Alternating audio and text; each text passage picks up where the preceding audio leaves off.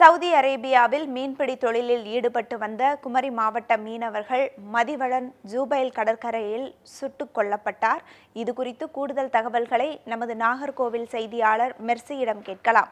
Mercy, என்ன காரணத்தினால இந்த சம்பவம் நடந்துச்சு? இந்த சுட்டுக் கொல்லப்பட்ட மீனவர் எந்த பகுதியைச் சேர்ந்தவர்?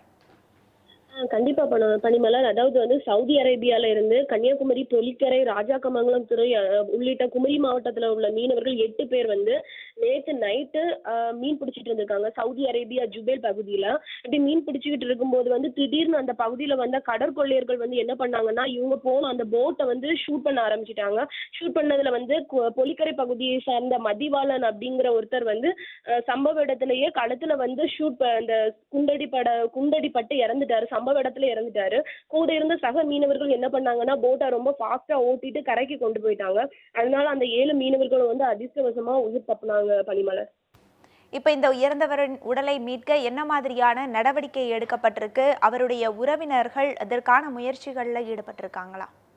அதாவது இவர் இறந்த உடனே அந்த சக மீனவர்கள் என்ன பண்ணாங்கன்னா, கரைக்கு வந்ததுக்கு அப்புறமா சவுதி அரேபியா போலீஸ் இவருடைய மதிவாளனுடைய உடலை எடுத்து பிரேத பரிசோதனைக்காக கொண்டு போயிருக்காங்க.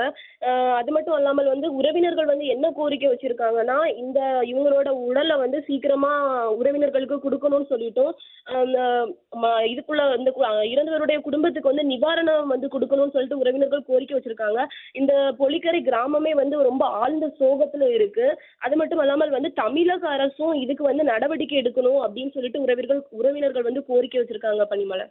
மெர்சி, உங்க தகவல்களுக்கு நன்றி.